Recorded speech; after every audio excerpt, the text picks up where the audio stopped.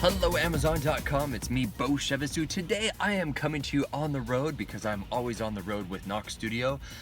This power bank, which is 48,000 milliamp hours. To put that in perspective, that's about 24 iPhone 7s.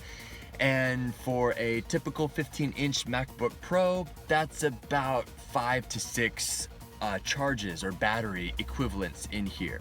Now, I would be more conservative when in fact you are using this to charge a laptop computer. Actually, I just pushed on right there and you can see the little display. Sorry, it's a little shiny. And if we were to flick the AC output right there, which is what you want, alternating current, the equivalent of plugging it directly into your house, and then you would plug it right there in on the side where it says AC output. Now do note that this isn't necessarily designed for hair dryers or anything that sucks a lot and takes a lot of juice. But if you were just charging, let's say your iPhone or some camera batteries, as I do with our nonprofit charity studio, or just kind of topping off your laptop, I would highly recommend this. As I mentioned earlier, I would err more on the side of being conservative with this, even though it says that it's about 5.5 MacBook Pro equivalents. I would say that it would be more so around 3 to 4 full charges on your MacBook Pro, simply because there's a lot of other variables that come into play.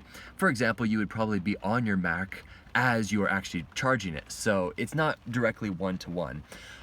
But this is the largest power bank I have ever tested, and I've had a lot of different power banks. There is a little button right there with a flashlight. The flashlight, honestly, there's 2 settings. There's that one, and then there's that one. It's just a gimmick. It's not that bright. I'd say a scented candle is brighter.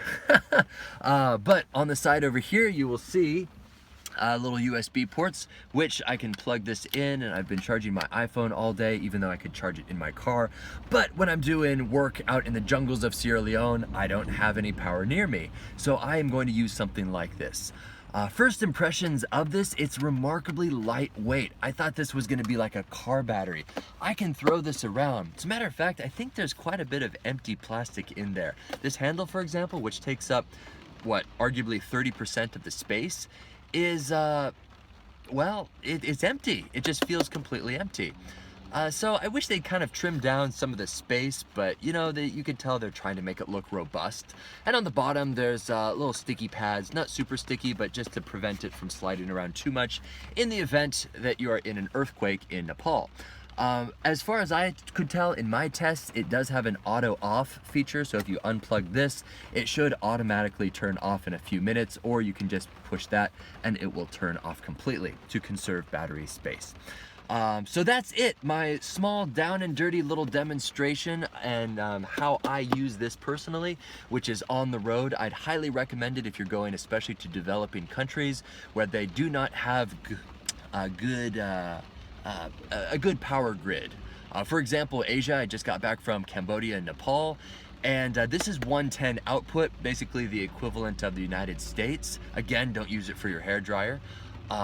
But over there you would need an adapter to step it down because it's twice as powerful over there in Asia.